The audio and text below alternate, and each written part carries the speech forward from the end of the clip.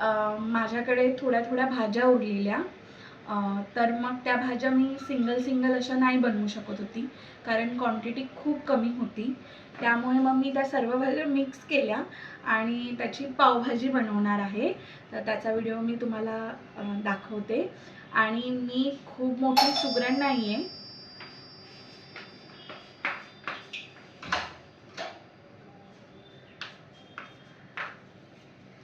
आणि हा मध्येच माझा भाऊ आला आहे. मी याच्यासाठीच पावभाजी बनवते दुपारच्या जेवणासाठी, कारण आम्ही दोघंच दुपारी जेवायला आहोत. तर मग माझ्याकडे आता थोड्या थोड्या भाज्या उरलेल्या, त्याचं मी आता नवीन काहीतरी ट्राय करायचं म्हणून ते व्हिडिओमध्ये तुम्हाला दाखवेन. मी काही मोठी सुगरण नाही आहे. मी नवीन नवीन ट्राय करत असते, त्यात ते बिघडतं सुद्धा आणि चांगलं झालं तर चांगलं पण होतं. तर चला बघूया. ही रेसिपी खूप साधी सिंपल आहे. घरामध्ये जेवढ्या आपल्या वस्तू असतात त्यामधूनच बनवलेली आहे.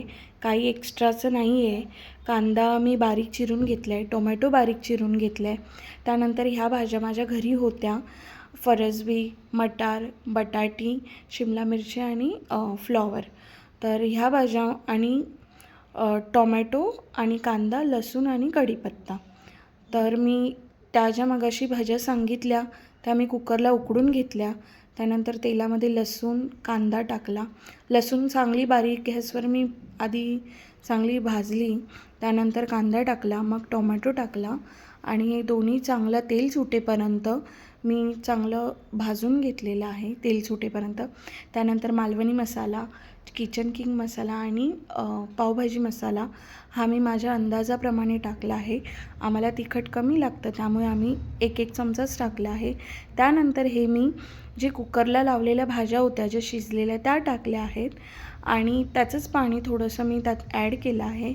आणि फायनली माझी डिश तयार आहे आणि ही मी माझ्या भावाला खायला देत आहे. बघू त्यावर त्याचं रिॲक्शन. आणि हा इथे मला व्हिडिओमध्ये दाखवू नको असं बोलतो आहे, त्यामुळे तो त्याचं तोंड लपवतो आहे. तो मला बोलत होता की माझा फेस नको दाखवू व्हिडिओमध्ये, म्हणून मी त्याला सांगितलं ठीक आहे मी मागून घेते, तू फक्त पावभाजी कशी झाली तेवढं मला सांग.